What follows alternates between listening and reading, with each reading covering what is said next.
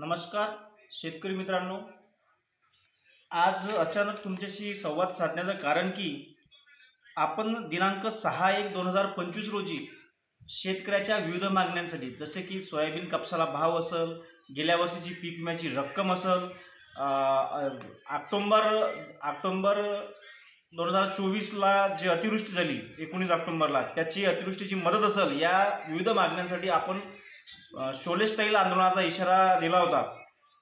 परंतु तो आपण 10 तारखेला हे आंदोलन करणार होतो, परंतु 9 तारखेला उपविभागीय अधिकारी कृषी विभाग यांनी आपल्याला जिल्हाधिकारी साहेब यांच्याशी बैठकीचं निमंत्रण दिलं की बा या सर्व विषयावर आपण बैठक घेऊ आणि जिल्हाधिकारी साहेबांसोबत या सविस्तर विषयावर चर्चा करून आपण यातून तोडगा काढू असं त्यांनी आपल्याला आश्वासन दिलं। त्यामुळे आपण दिनांक 9 तारखेला त्यांना आंदोलन तात्पुरते मागे घेण्याचं पत्र दिलं होतं, परंतु तब्बल 9 ते 18 असा तब्बल 9-10 दिवसाचा हा कालावधी झाला, परंतु अद्याप कुठल्याही प्रकारचं त्याच्यावर प्रशासन दखल घ्यायला तयार नाही, आपल्याशी चर्चा करायला तयार नाही, गेल्या वर्षीची पीक विम्याची रक्कम देण्यासाठी तयार नाही,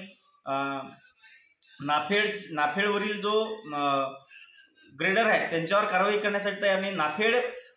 खामगाव येथील नाफेड सेंटर हे फक्त आणि फक्त व्यापाऱ्यांचा अड्डा बनलेला आहे। तिथं शेतकऱ्याला जाचगटी लावून शेतकऱ्याचा माल वापस पाठवला जातो, अशा प्रकारची दयनीय अवस्था तिथं आहे। फक्त नावालाच शेतकऱ्यासाठी ते नाफेड केंद्र सुरू आहे, परंतु त्याचं सर्रास व्यापाराचा माल घेतला जातो। अशा प्रकारच्या भरपूर अशा तक्रारी आपल्या आहेत। त्यासाठी आपण दिनांक 10 तारखेला टावरवर चढणार होतो, 10/1/2025 रोजी आपण टावरवर चढणार होतो, परंतु या अशा उपविभागीय अधिकारी यांनी आपल्याला दिलेल्या आश्वासनानंतर आपण थांबलो, तात्पुरतं आंदोलन स्थगित केलं।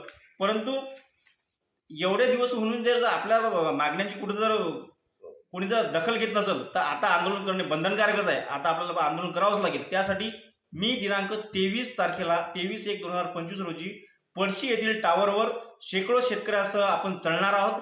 त्यासाठी मी येतोय, तुम्ही या। धन्यवाद।